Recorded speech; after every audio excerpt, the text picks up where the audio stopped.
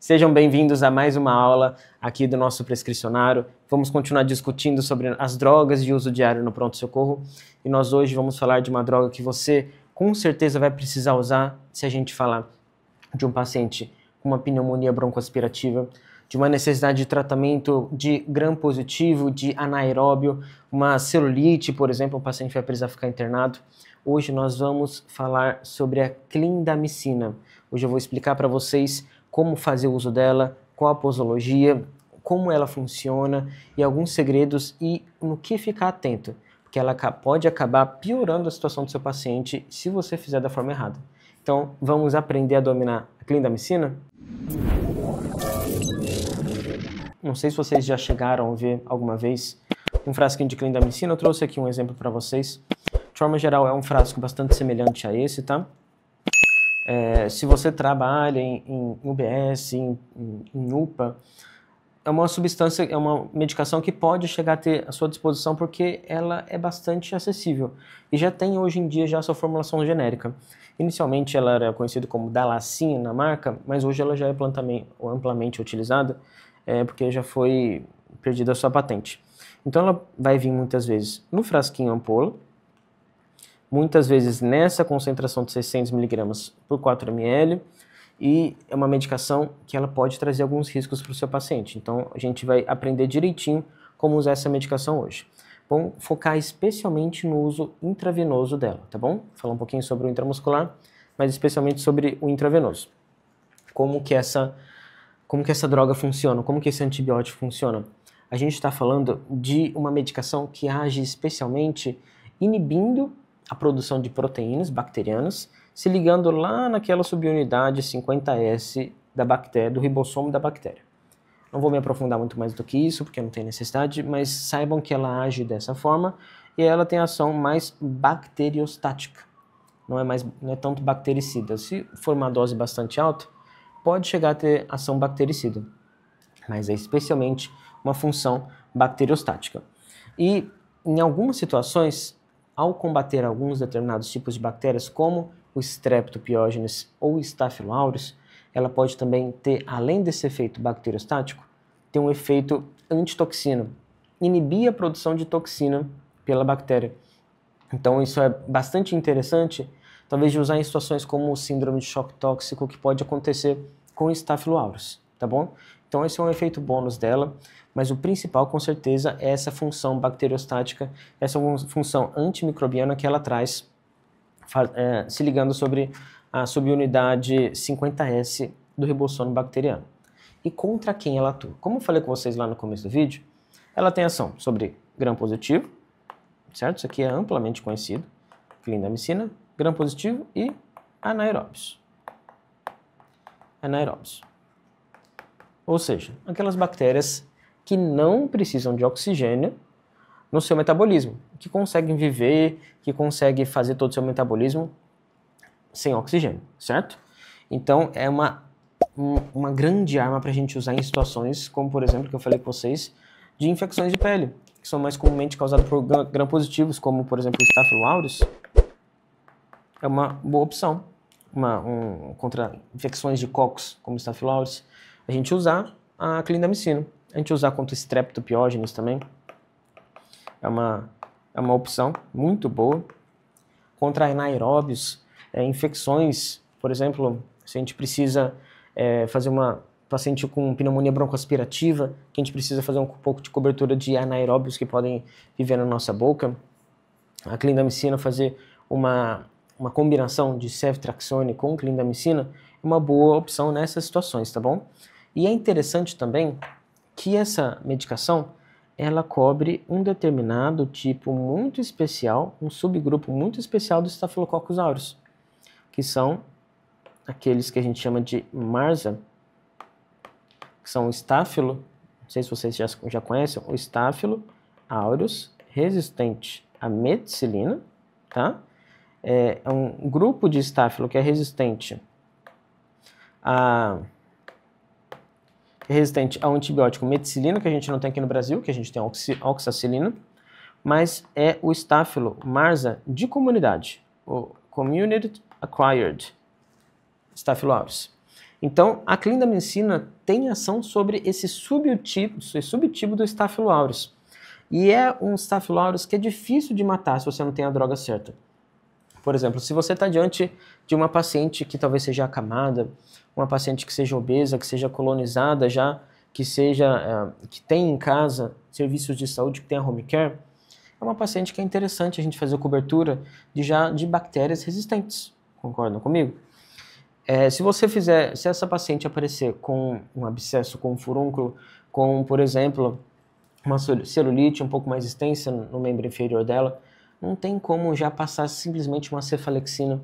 É interessante a gente pensar na possibilidade dela estar já colonizada pelo Staphylo aureus já resistente, mesmo sendo de comunidade, já sendo resistente. Aí que vai entrar a opção da gente fazer uso da clindamicina. Talvez oferecer para essa paciente um home care, fazendo a clindamicina endovenosa ou até mesmo intramuscular, ela indo na unidade de saúde fazer essa substância intramuscular, a gente aumenta a eficácia, a eficiência do nosso tratamento direcionado para essa celulite. Então, é uma grande opção nessas situações, combinado? Então, o uso dessa medicação para gram-negativos não vai ser uma boa opção, certo? E como que é a absorção dela? A gente tem a clindamicina na sua formulação, especialmente intravenosa, que é o que a gente está falando hoje, mas ela também tem a sua formulação VO, tá bom? Não vamos aprofundar muito nisso. A absorção VO é uma absorção boa, uma absorção fácil. Quando o paciente toma o comprimido, cerca de 90% da substância é absorvida. É interessante você lembrar que tem essa opção VO, porque se você tem um paciente internado tratando uma infecção de pele, e ele começa a ter uma boa resposta, já começa a sair daquela situação de risco, daquela situação que levou ele à internação, você consegue fazer essa transição para a medicação via oral para o paciente terminar o tratamento em casa e reduzir a exposição dele ao ambiente hospitalar, que é um ambiente de bactérias multiresistentes. Então é sempre interessante a gente reduzir o tempo de internação hospitalar do paciente. É uma substância que ela é muito bem absorvida em todos os tecidos, e ela é especialmente também bem absorvida nos ossos. Então ela é uma opção, dependendo da situação, de fazer no tratamento de osteomielite, tá bom? Considerar, claro, se for guiado pela cultura do tecido. A gente consegue fazer. É uma substância que ela não tem uma eliminação renal tão grande, tão importante. Então, consequentemente, como ela não tem uma eliminação renal tão boa, ela não vai precisar de ajuste renal, tá bom? Não vai precisar do ajuste. Assim como ela também não tem uma eliminação hepática tão intensa, a eliminação dela é especialmente hepática, só que é uma eliminação um pouco mais tranquila que você não vai precisar fazer sempre um grande ajuste para o paciente hepatopata. E como que a gente vai usar essa medicação? Vocês estão vendo aqui o frasquinho da clindamicina. Essa aqui é uma formulação de 600 mg da clindamicina. Então, esse frasquinho aqui, ele é um frasco de 150 mg por 4 ml. É uma das opções de apresentação da clindamicina. A gente tem também a de 150 mg por 2 ml, e também por 6 ml. Ou seja, a gente vai ter a clindamicina de 300 mg, de 600 mg, que é a mais comum, e a de 900 mg, que também não é tão difícil de encontrar. A gente vai basear mais nossa aula nessa de 600 mg, que é a mais comumente encontrada. Mas ela é uma substância que também é de 900, a gente consegue encontrar tranquilo. A sua formulação VO, a sua cápsula via oral, ela é de 300 mg, tá bom? Uma observação só para vocês fazerem essa transição da medicação endovenosa para a medicação via oral. Vamos pensar assim, se a gente tem diversas apresentações da clindamicina de 300, 600, 900, a gente não vai simplesmente fazer nossa prescrição em uma ampola, 2 ampolas, porque isso vai variar. Então, vou falar para vocês que, de forma geral, a gente pode buscar uma dose de 1.800 mg por dia para o paciente, pelo menos de 1.200 a 1.800. Então, no paciente na nossa disposição de uma ampola de 600 mg, a gente pode fazer ela de 8 em 8 horas, certo? Para a gente buscar essas 1.800 mg diária. A gente vai fazer isso para celulite, a gente vai fazer isso também para pneumonia broncoaspirativa, além de ter uma cefalosporina de terceira geração. A gente pode também fazer de 900 miligramas, ela pode chegar também a ser de 8 em 8 horas, aí já tem uma dose bem maior, que ela já pode começar a ter um efeito também bactericida que eu falei com vocês lá no começo. Na formulação via oral, a de 300 miligramas, a gente também vai fazer ela espaçada, só que nesse caso a gente vai fazer de 6 em 6 horas, tá bom? De 300 miligramas até 450 miligramas. A gente vai fazer ela de 6 em 6 horas. Também não vai ter muita grande mudança entre as doenças. De forma geral, vai ser essa dose mesmo, tá bom? E quando que a gente vai fazer intramuscular? É uma opção, especialmente se o paciente tem falha de acesso, se o paciente, por exemplo, na situação de home care, que tem que ir lá na unidade de saúde, fazer hospital dia, mas uma dica muito interessante, eu quero que vocês prestem atenção disso. Não pode passar da dose de 600 miligramas.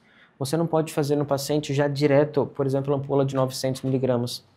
Não pode fazer 2 ampolas de uma vez de 600. Realmente a dose máxima intramuscular é de 600 miligramas por dose, não por dia, tá bom? Você pode fazer os 600 miligramas de 8 a 8 horas intramuscular com segurança para o paciente, lembrando de mudar as regiões, os locais que você está fazendo a aplicação da medicação. Vai para um glúteo, para outro glúteo, para vasto lateral da coxa, tem que ir mudando, tá bom? Para não dar complicação local, não ter risco de isquemia, risco de sangramento. Então, isso é uma opção muito boa para essas situações de hospital dia, combinado? Só relembrando, reforçando com vocês, a gente vai usar então as infecções de pele, nessa situação de cobertura, necessidade de cobertura do Staphylococcus aureus, do Streptopiógenes, situações de pele quando eu falo celulite, abscesso, erisipela, tudo realmente que a gente vai precisar deixar o paciente internado, as situações que, talvez de osteomielite, como eu falei com vocês, aí você não vai conseguir talvez deixar o paciente internado por tanto tempo, tenta fazer hospital dia, o intramuscular por 4 meses de tratamento é complicado, vai ter que pensar realmente em acesso venoso, talvez pegar uma PIC nesse paciente para ele ficar com acesso de longa permanência. É uma medicação que é muito boa como alternativa para o tratamento de pacientes com alergias à penicilina. Se o paciente tem alergia à penicilina e tem necessidade de cobertura de gram-positivo, a clindamicina, por ser uma lincosamida, ela é uma opção, por ela ser de outra classe que não das penicilinas, ela é uma opção nesses pacientes alérgicos. É uma medicação muito boa para ser como adjuvante em situações de fascite necrotizante, porque a gente precisa dessa cobertura de anaeróbios que a clindamicina traz para a gente. E só reforçando com vocês, não tem necessidade de ajuste renal, não vai ter necessidade do ajuste hepático. É uma medicação que na gravidez, isso é legal, ela é categoria B, tá bom? Então, a gente consegue fazer com um pouco mais de segurança na gravidez e na lactação também a gente consegue ter uma boa segurança no uso dela. Então, se tem uma paciente grávida que evoluiu com uma infecção de pele, com uma infecção de dente, talvez você consiga fazer a clindamicina com segurança, tá bom? E idosos também, o paciente idoso pode ter o clearance de creatinina um pouco mais lento, mas você também consegue fazer com certa segurança a medicação. E como que a gente vai fazer a diluição dessa medicação? É muito importante a gente sempre diluir, tá bom? A clindamicina, exceto quando a gente vai fazer intramuscular, não vai ser necessária a diluição, porque a absorção ela é mais lenta, tá bom? Mas para fazer endovenoso, você não pode fazer ela em bolos. Tem que diluir a clindamicina, tá bom? E a diluição dela pode ser feita no soro fisiológico. Você pode fazê-la com segurança no soro fisiológico, no soro Ringer lactato e também no soro glicosado, 5%, tá bom? O volume que você vai fazer do soro, vou fazer 50 ml, vou fazer 100 ml, 250, 500, isso varia bastante. De 300 miligramas, você tem que fazer pelo menos em 50 ml. A de 600 miligramas, entre 50 e 100. E a de 900 miligramas, pelo menos 100 ml. Mas calma lá, agora você já está com raiva de mim que eu compliquei sua vida. vai ter que decorar muita informação. Não vai ser necessário. Vamos combinar o seguinte. Você vai fazer diluição da clindamicina, não tem segredo. Sempre em pelo menos 100 ml. Não tem problema você fazer o de 300 mg diluído em 100 ml, tá bom? Você vai estar fazendo de forma segura para o seu paciente. Então, vamos combinar a clindamicina sempre diluída em pelo menos 100 ml de soro fisiológico ou soro glicosado. Qual que é o tempo de infusão? Porque como é uma medicação que, se for infundida rápida, ela pode ter complicações, em especial hipotensão, o paciente pode ficar hipotenso, pode ter queda da pressão, o paciente pode ter, talvez, dor torácica, o paciente pode ter dor torácica com infusão rápida da clindamicina, então não é uma medicação que você pode infundir rapidamente. Da mesma forma que tem a mudança do volume, dependendo da ampola, tem também a mudança do tempo. Então vamos combinar em sempre, no mínimo, 60 minutos. Tá bom? Então vai ficar assim, pelo menos 100 ml de soro e pelo menos 60 minutos de infusão da clindamicina, independente do volume. Aí você reduz o risco de hipotensão, reduz o risco de rash, reduz o risco de dor torácica, de alteração eletrocardiográfica. E se você for fazer em 60 minutos, é mais seguro, mas não precisa ser sempre assim, mas com certeza é sempre mais seguro fazer em bomba de infusão contínua, tá bom? Você pode fazer a mudança para cálculo para macrogotas, microgotas, mas com certeza aquilo que traz mais segurança é o uso da BIC. E durante a infusão, é preciso ficar atento ao quê? Se a gente tem risco de hipotensão, você concorda comigo que a gente tem que ficar monitorando a PA do paciente, tá bom? Não é porque você está fazendo em 60 minutos que você eximiu o paciente do risco de hipotensão ou dor torácica durante a infusão. Você com certeza reduz bastante, mas durante a infusão você comenta com o pessoal da enfermagem, olha a pressão lá dele pelo menos umas 2 vezes durante a infusão. Vai lá no quarto do paciente e pergunta se está tudo bem, se ele está sentindo alguma coisa. Se estiver tudo bem, excelente. Mas é uma medicação que você vai fazer de 8 em 8 horas. Então você tem um aumento de chance desse tipo de complicação acontecer. Então ficar monitorizando a PA do paciente, tá bom?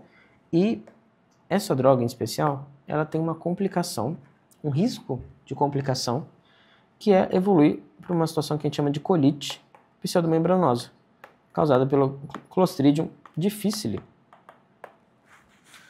É uma infecção intestinal causada por essa bactéria, Clostridium difficile, mas ela acontece porque essa substância, a clindamicina, ela vai selecionar as bactérias intestinais e vai fazer com que o Clostridium ele aumente de população, aumente de quantidade, realmente povoando todo o intestino do paciente e evoluindo para a colite pseudomembranosa.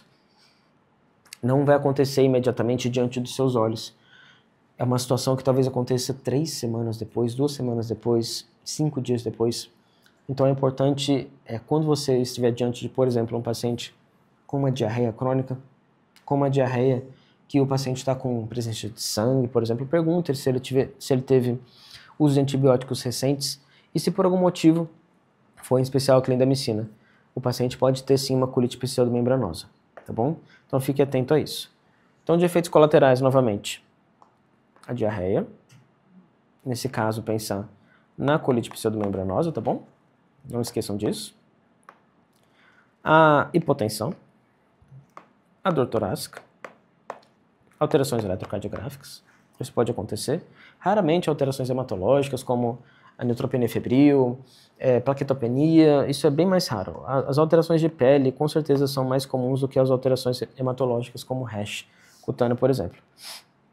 Então, ficar atento em especial, eu ficaria mais atento à questão das alterações hemodinâmicas e as alterações gastrointestinais, que também são bem comuns. Combinado, pessoal? Então, diante de um paciente com uma queixa de diarreia, se ele for uma internação prolongada, um paciente, por exemplo, tratando osteomielite, vai ficar tratando por muito tempo, se ele começar a queixar de diarreia, não pense que simplesmente é uma gastroenterite viral, pense na possibilidade de uma colite pseudomembranosa, peça a coleta da substância fecal, das toxinas A e B do Clostridium difficile, isso vai ajudar realmente a trazer a resposta, tá bom? Vamos então fazer nossa prescrição, para a gente treinar na prática o uso dessa medicação. Vou deixar de preto aqui. A gente está diante do nosso paciente internado aqui com um diagnóstico de celulite, de abscesso, um paciente já com uma questão de sobrepeso, de obesidade. Apesar de jovem, nosso paciente Vitor Barretos está internado no nosso hospital, PS zerado. Como que a gente vai fazer a prescrição? Um paciente que com certeza vai se beneficiar do uso da clindamicina. Um paciente que o pessoal do pronto-socorro achou por melhor a internação dele, então vamos fazer a prescrição desse paciente.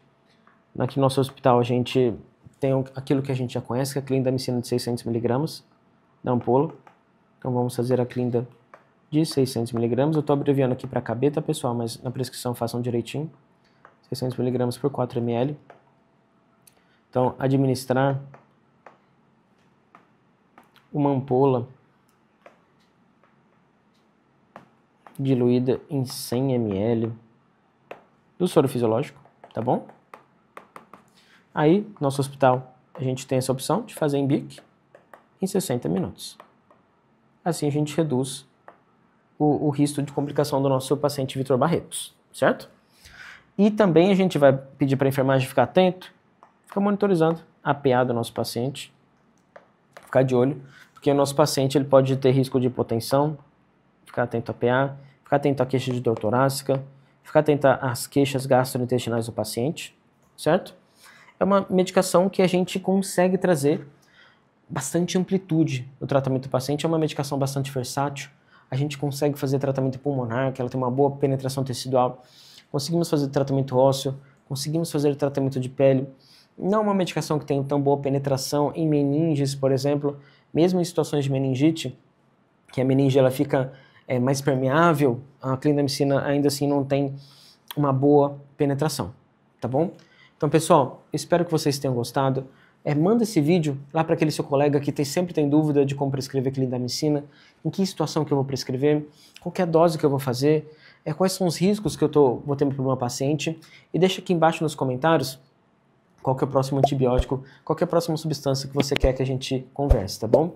Não deixa de se inscrever, de curtir nosso vídeo, de deixar o seu comentário e vamos lá pro próximo. Até mais!